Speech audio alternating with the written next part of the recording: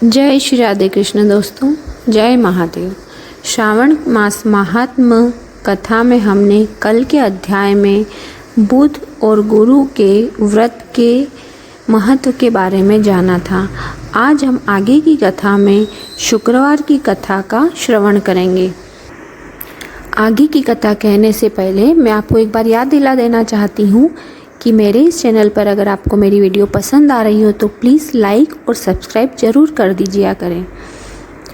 देवादिदेव ने सनत कुमार से कहा, हे सनत कुमार, अब मैं तुम्हें शुक्रवार की कथा सुनाऊंगा, जिसके सुनने मात्र से प्राणी के सब प्रकार की विपत्ति दूर हो जाती है। प्राचीन काल में पांडव वंश में उत्पन्न एक सुशील नामक राजा हुआ। वह 64 कलाओं का जानकार, धनुर्विद्या विशारद था। पुत्र सुख को छोड़कर राजा को सब आनंद प्राप्त था। उन्होंने बहुत प्रयत्न किए मगर उनको पुत्र रत्न की प्राप्ति नहीं हुई। राजा सुशील की रानी का नाम सुकेशी था। वह सर्वगुणों से युक्त थी। जब उसके यहाँ बहुत प्रयत्न करने पर भी पुत्र नहीं हुआ तो वह हर समय उदास रहने लगी। वह रानी स्त्री स्वभाव के कारण हर महीने कपड़ों को अपने उदर पर बांधकर पेट की वृद्धि करती थी। इस प्रकार साहस के कारण स्वप्रसूति के अनुसार सुकेशी किसी गर्भिणी को खोजती रही। संयोगवश उसने पुरोहित की पत्नी को देखा। उस समय वह गर्भवती थी।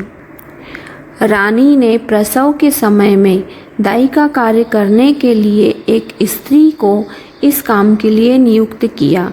उस सूतिका को एकांत में बहुत सा धन दिया और अपने गर्भ के अनुकरण की सब बातें कह सुनाई। पुरोहित की पत्नी का प्रसव का समय नजदीक आया। यह सुन उस दाई ने अपने वचन का पालन किया। पुरोहित की पत्नी दाई का आदेश मानती थी तथा उसके कहे अनुसार चलती थी। पुरोहित की स्त्री द्वारा वंचना कराने के लिए दाई ने उसकी आंखों पर पट्टी बांध दी और उसके यहाँ उत्पन्न हुआ पुत्र एक दासी के द्वारा रानी के पास भेज दिया। इस प्रकार रानी के पास उस पुरोहितानी के पुत्र के पहुँच जाने की किसी को कानो कान खबर तक नहीं हुई। रानी के पुत्र ग्रहण करके यहाँ कहा कि मेरे यहाँ लड़का हुआ है, सब जगह खबर कर दो। उधर दाई ने पुरोहितानी की आंखों की पट्टी खोल दी। वह अपने साथ मांस की एक पिंडी लाई थी। उसने वह पुरोहितानी को दिखाई और दुख प्रकट करते हुए दाई ने कहा, यह अनिष्ट हुआ है, अपने पति से कहकर इसकी शांति करवाना। पुत्र नहीं हुआ तो कोई बात नहीं, किंतु तुम्हारे प्राण तो बच गए। इस प्रकार दाई पुरोहितानी को सांत्वना देने लगी। पुरोहितानी को प्रसव के विषय में चिंता हुई। क्या इसने कपट किया है? इस प्रकार वह संदिग्ध अवस्था में रहने लगी। शिव महादेव जी ने सनत कुमार जी से कहा, राजा ने जब पुत्र उत्पन्न होने के बारे में सुना तो जात कर्म आदि करके ब्राह्मणों को गज, अश्व, रथ आदि दान में दिए। जो बंदी खाने में बंदी थे उन्हें छोड़ दिया। सूतिकांत में नामकरण आदि संस्कार किए। राजा ने राजकुमार का नाम प्रियव्रत रखा। श्रावण मास आने पर पुरोहित की पत्नी ने शुक्रवार के दिन भक्ति द्वारा जीवंतिका का अर्चन किया। दीवार पर जीवंतिका की मूर्ति अंकित करके पुष्पमाला से सुशोभित कर 5 दीपक जलाए। गेहूं के आटे दीपक पकाकर भोजन करती। भोजन के पश्चात कहती, हे कृपानिधे, जहाँ पर भी मेरा पुत्र हो उसे सुरक्षित रखना।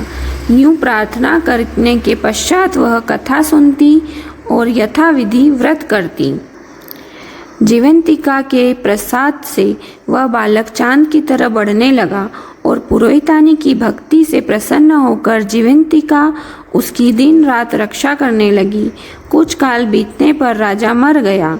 पितृभक्त पुत्र ने पिता की पारलौकिक क्रिया की।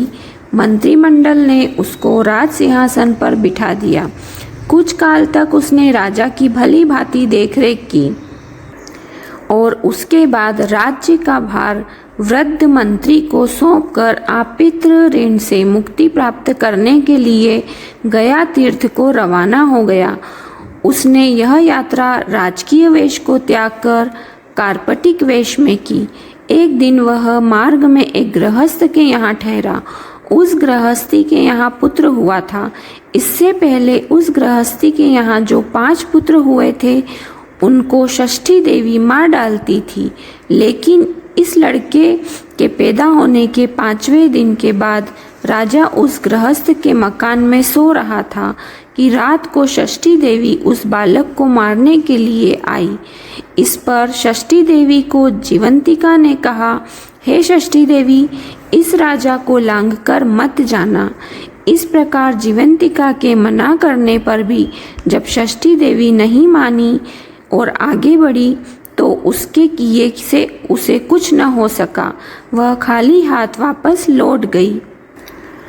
गृहस्थ ने जब अपने लड़के को जीवित देखा तो राजा को उसने लड़के का जीवनदाता जानकर प्रार्थना की, हे राजन, आप आज के दिन मेरे मकान पर ही ठहरें, क्योंकि आपकी ही कृपा से मेरा यह 6वां पुत्र जीवित बचा है।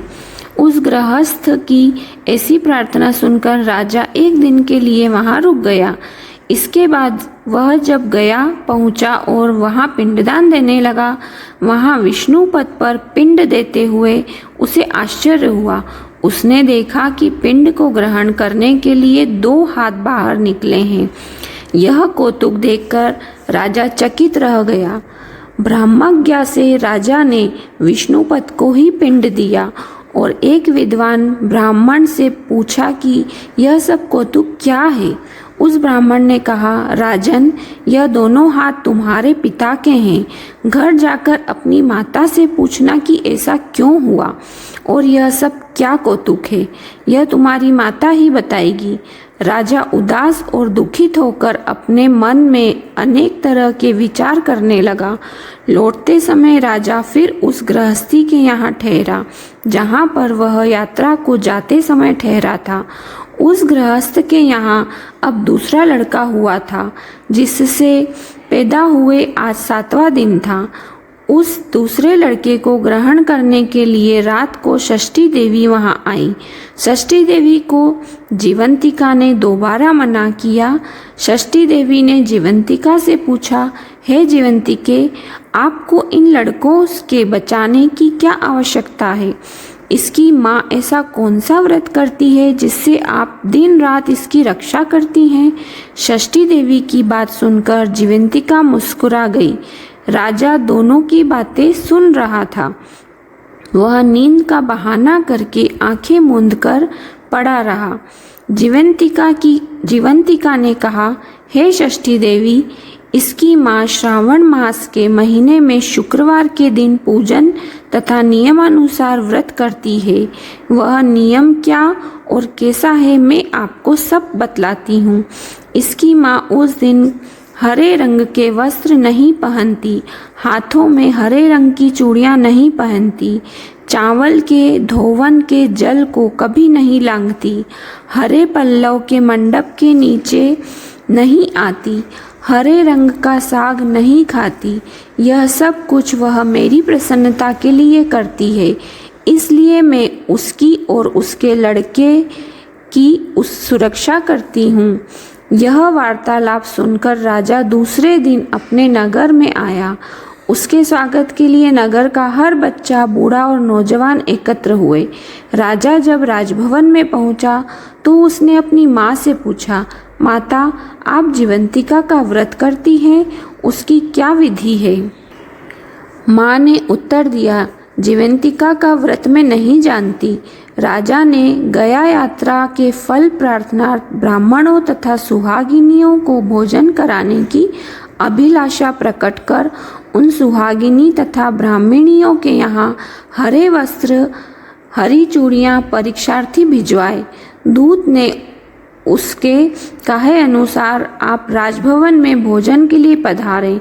पुरोहित की पत्नी ने दूत से कहा, मैं हरे रंग की कोई चीज़ नहीं लेती। पुरोहित की पत्नी की यह बात सुनकर दूत ने सारा हाल राजा को जाकर बता दिया। राजा ने तब दूत के हाथ लाल रंग के वस्त्र, फल और अन्य वस्तुएं पुरोहितानी के यहाँ भिजवाई, तो उनको उसने ग्रहण कर लिया और फिर वह राजा के महल में गई।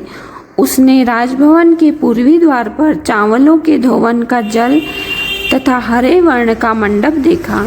फिर वह अन्य द्वार से राजभवन के भीतर गई। उसको देखकर राजा ने उसे नमस्कार किया और नियमों के पालन करने के कारण पूछा।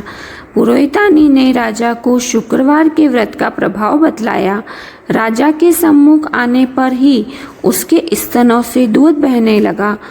उस बहती दुग्ध की धारा से राजा भली प्रकार भीग गया। अब तो गयाजी से 2 हाथ निकलने तथा मार्ग में गृहस्थी के यहाँ देवी से बातचीत और पुरोहितानी के स्तनों से दूध बहने के कारण राजा को पूर्ण विश्वास हो गया कि यही मेरी माँ है। अब राजा अपनी प्रजा का पालन पोषण करने वाली माँ के पास गया और उससे कहा, माँ तुम डरो नहीं और मुझे मेरे जन्म की सही हाल बताओ। तब सुकेशिनी ने उसे सारा हाल निडर होकर सही सही बता दिया। इस पर राजा ने अपने असली जन्मदाता माता पिता के चरणों में नमस्कार किया और उनको बहुत सारा धन देकर मालामाल कर दिया। एक दिन रात को राजा ने जीवंतिका से प्रश्न किया, हे जीवंतिका, मेरे जन्मदाता पिता तो मौजूद हैं, फिर गया में पानी से 2 हाथ किसके निकले थे? देवी ने राजा को स्वप्न में उत्तर दिया, राजन, मैंने केवल तुझे विश्वास दिलाने के लिए ऐसी माया की थी, इसमें कोई संदेह नहीं है। भगवान श्री सदाशिव ने श्री सनत कुमार जी से कहा, हे सनत कुमार, मैंने श्रावण के महीने में शुक्रवार का व्रत करने का महात्म्य तुमसे कहा। इस व्रत के करने से मनुष्य की सभी इच्छाएं पूर्ण हो जाती है। जय काशी विश्वनाथ भगवान।